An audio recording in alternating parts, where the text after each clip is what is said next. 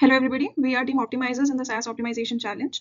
Here is our team. We have here Hemant, Chandra, Mrinmay, myself and Nitin.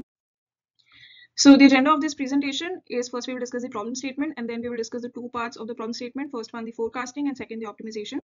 So in the problem statement we have here XYZ Corporation whose water needs are met via two ways. One is through a private company called the Waterco and second is through their own water tank. Now, the water company has proposed two contracts among which we have to choose the most cost efficient one in this problem.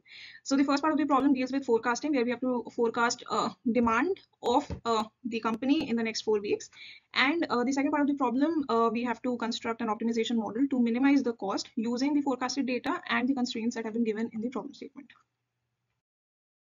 Coming to the forecasting part of it, we divided the dataset into the employee consumption and cooling consumption, and then we plotted a time series of the same. We can evidently see that there's a seasonality present in the cooling usage.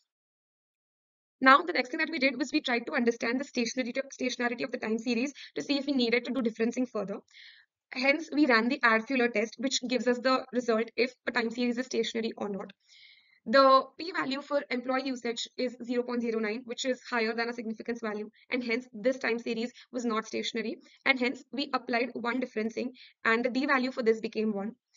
In case of cooling, the p-value was less than 0.05, which was a significance level, and hence we decided that the d-value for the same will be 0.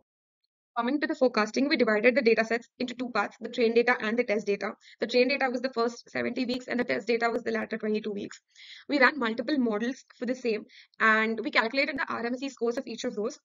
These are the plots for the same. We can see that the Surimax model had the lowest RMSE score and hence that model was chosen for forecasting.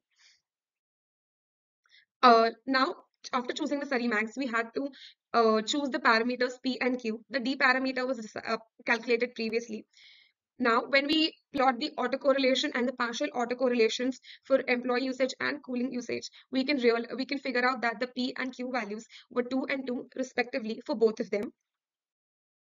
Finally, using these P, D, and Q parameters and running the Surimax model now on the entire data set, we forecasted the final consumption values for cooling and employee usage for the next 4 weeks. And these are the values that we have got. Now that we have the forecast of the water usage for building T, we would like to know minimum cost that incur to the corporation XYZ in each of these contracts so that we can make an informed decision to reduce total cost incurred for the water usage. Here is our approach to finding the optimum solution in SaaS. We have three aspects to the problem: variables, constraints, and objective function. What are variables? We have a total of 8 variables in this problem. 4 variables are the quantity of water that corporation XYZ or the building T uses from water.co company in each week, and 4 more variables are water that it uses from the storage tank. What are constraints that are given in the problem statement? It has been given that water quantity in the storage tank should not go below 30,000 gallons at any time.